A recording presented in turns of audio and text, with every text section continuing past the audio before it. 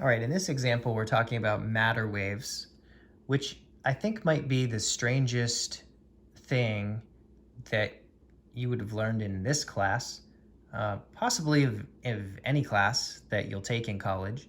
At least to me, matter waves are this like the strangest thing. Uh, so the fact that light is weird is strange. Light can behave like particles, like photons, or it can be waves like sound. So light has this dual nature where it is simultaneously a wave and also a stream of particles. The long-standing debate that went back through history with Newton and Christian Huygens and other people that we've talked about, essentially everybody was right and everybody was wrong about light. It was confusing because light has a dual nature. It is both a wave, but it also behaves like particles, and it depends on the context what you use. And so that's why we've talked about 3 different models of light, where you have the ray model, you're ignoring its properties entirely, except that it travels in straight lines until changing direction at an interface between materials. Then the wave model, where its effects come into play whenever it's forced to pass through a small opening, or there were reflections from different surfaces that are separated by small amounts. Small here means small compared to the size of the wavelength. And then most recently, the fact that light behaves like a stream of particles, like photons, or called photons, where it can give all of its energy to a particle, like an electron in the photoelectric effect, or not. But they can't be subdivided, so you can't take a photon and cut it in half. It carries an amount of energy proportional to its frequency, and it can give that energy to matter or not. So it's sort of acting like an indivisible particle of light. So light is strange. It has these weird things, but you can always say, well, that's light. It's just something in nature that behaves strangely. With matter, it's harder and I think weirder because we are matter. We are made of matter. And so the fact that matter has this dual nature is very challenging to comprehend. And when Louis de Broglie proposed this, I think the scientific community was justified in thinking he was kind of crazy for throwing out this idea. But the idea that he threw out was that matter had a wavelength just like light has a wavelength. So light has a wavelength. Light also has a particle structure. Matter, we know, has a particle structure. Does it also have a wavelength? Now, if you just go forward with that, you can say, well, the same equation maybe applies.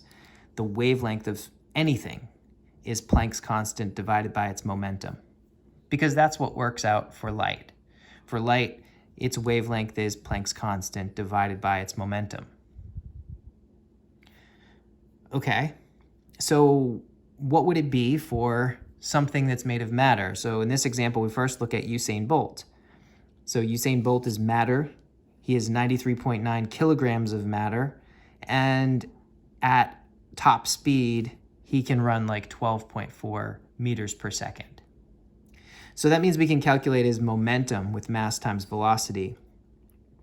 Planck's constant divided by his momentum, and we get a number 5.7 times 10 to the minus 37 meters, which is extraordinarily tiny. Now, things that are waves that have a wavelength, you can detect the effects of the wave, the fact that it's a wave, when you force it to interact with things of similar size. Right? So light does not really behave like a wave until you force it to go through an opening the size of a wavelength or smaller. Sound wouldn't really behave like a wave either, except the world around us is roughly the size of sound waves. Sound waves are like meter or so in size, and things around us in nature are meters or so in size. So we get all sorts of sound effects that are due to waves, which made it's really easy for us to figure out that sound behaved like a wave. We get beats and we get diffraction through opening. We can hear around corners because the sound waves spread as they go through door openings. But for light, you have to pass it through openings that are comparable in size to the wavelength. Well, if we wanted to detect the wave nature of matter, we would need to pass it through openings that are of the same size as the wavelength or smaller. That's not going to happen in the natural world for something like a person, because the wavelength is just way too small. All right, so you're not going to see any effects of waves. Everything in nature is way bigger than what would be the wavelength of a macroscopic object. All right, and you can imagine tweaking these numbers a little bit, and it's going to change this power, maybe, but not enough to make it measurable. Not even enough to make it like the size of a proton. So let's look at something where it's a little more realistic. Got an electron.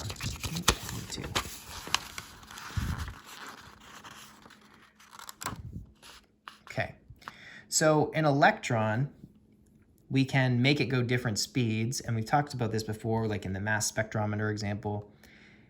You have a source, like a metal that has free electrons, and then you put it across a potential difference so that the electrons that are ejected can be accelerated through an opening. Now, if we wanted to combine things, you could imagine shining some light on this metal, which frees the electrons, and then the electrons are pulled through the opening. So like combining the photoelectric effect with our just regular electrical circuit study. But however you do it, the electrons can come through this opening with some speed. Electrons have a known mass.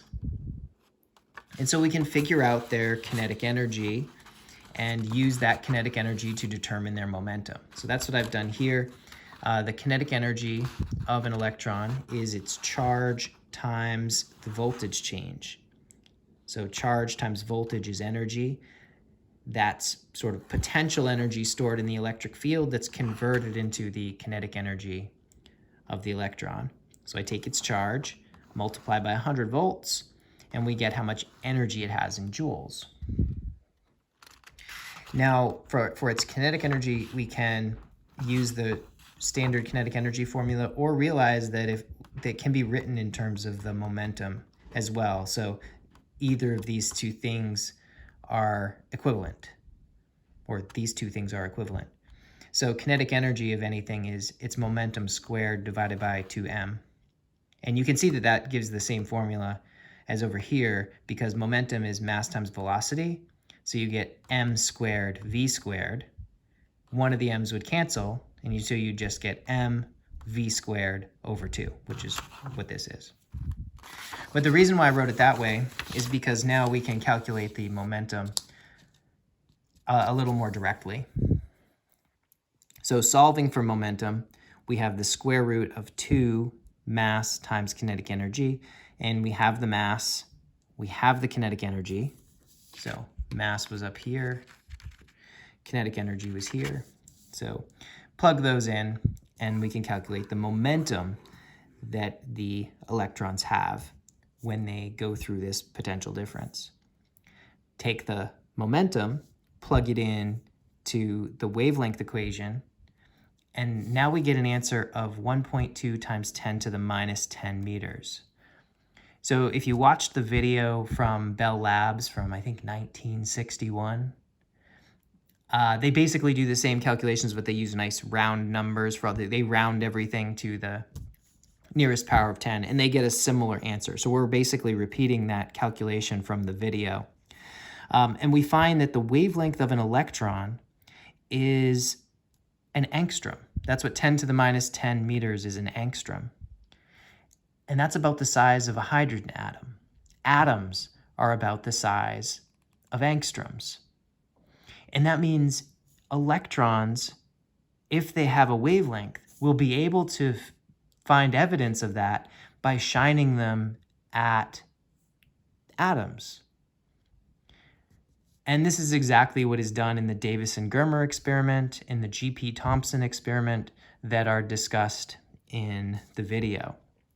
And you get to see experimental evidence. And then there's the other separate electron diffraction video. I posted those mainly so you could see the theoretical calculation and also see the experimental evidence that electrons diffract. They have a wavelength. They are particles, but they also have a wavelength, just like photons are waves, but they also have a particle property. The same experiments that we've talked about for light, you can also do with matter. It's just you need to pass them through openings similar size to the wavelength. And that makes electrons really useful because they can have such small wavelengths. You can determine their wavelengths by controlling their momentum. And this gives us a way to do really high precision microscopy. So if you've ever heard of like an electron microscopes are able to probe the sizes and shapes of things on the atomic scale because they can be made to have small wavelengths that diffract in known ways when they encounter things of the size of atoms.